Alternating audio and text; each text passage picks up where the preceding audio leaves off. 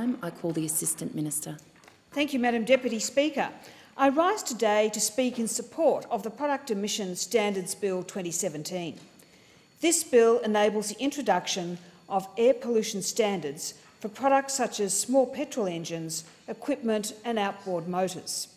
The bill implements a key aspect of the National Clean Air Agreement, agreed to by Australia's Environment Ministers in December 2015.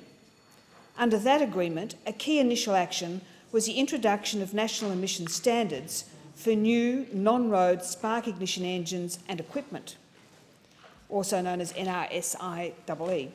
These engines and equipment are a significant emission source and at peak times are estimated to contribute up to 10% of overall air pollutants in Australian urban environments. Indeed, the very neighbourhoods where a majority of us reside. Everyone in this House will undoubtedly remember their childhoods with the smell of freshly mown lawns on a weekend.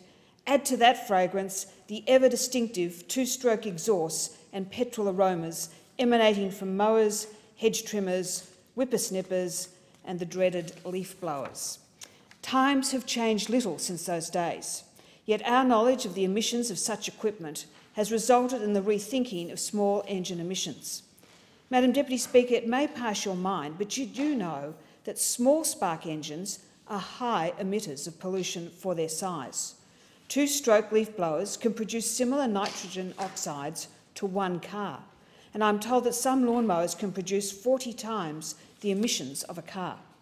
Consider the number of small spark engines in your neighbourhood being used on a Saturday morning. The emission figures certainly add up. Fundamentally, these standards will improve the air quality of urban areas and deliver health benefits.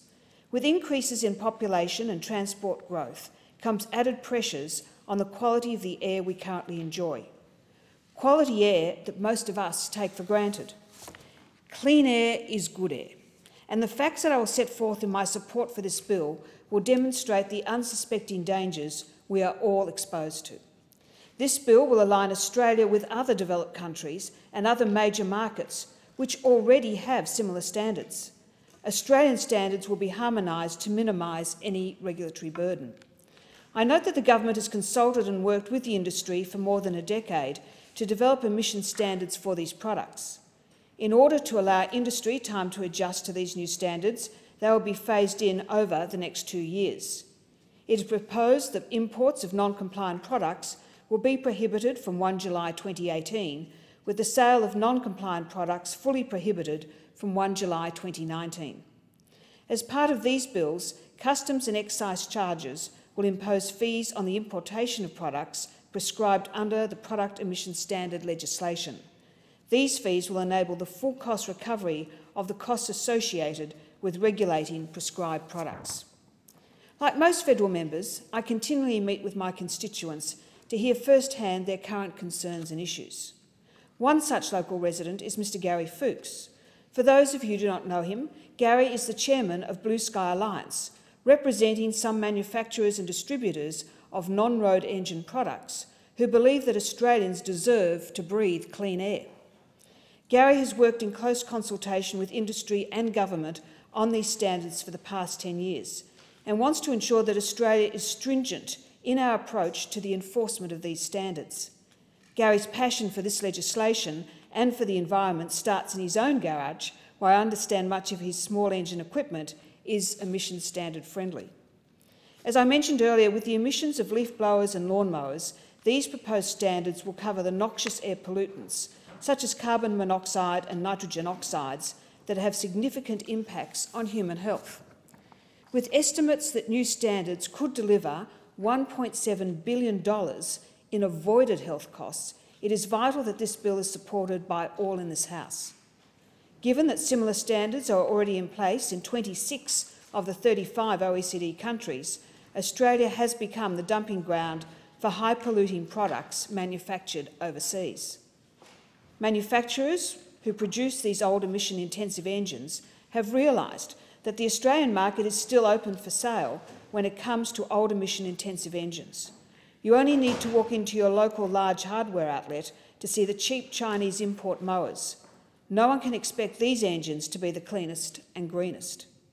Madam Deputy Speaker, these standards will be the genesis of Australia's urban clean air initiatives. However, I know that more can be done and achieved from here. While many probably relive their pasts of pre-mixed fuel for the old two-stroke mower, I would like future generations to breathe clean air when they are tending to their gardens and lawns or taking their boat out onto the water at a weekend. Not that many years ago, it was normal for us to have hazy Saturday afternoons with neighbours lighting up their incinerators to clean up gardening leftovers. Since the banning of incinerators in Queensland many years ago, our afternoons are now cleaner, clearer, and neighbours washing on clotheslines untainted. While this example has little to do with small engines, it is the type of environmental policy which seeks to ensure the health and safety of Australians. Daryl Kerrigan of the Castle fame once said that he loved the smell of two-stroke in the morning. Unfortunately, what he probably could not smell was the undetectable carbon monoxide and nitrogen oxides that surrounding him and his boat. I place on record my support for this bill and the work of the coalition government, industry, and I particularly thank people like Gary Fuchs, who's in the chamber with us today, who all strive to ensure the health of our environment and future generations. I commend this bill to the House. I thank the Assistant Minister. The question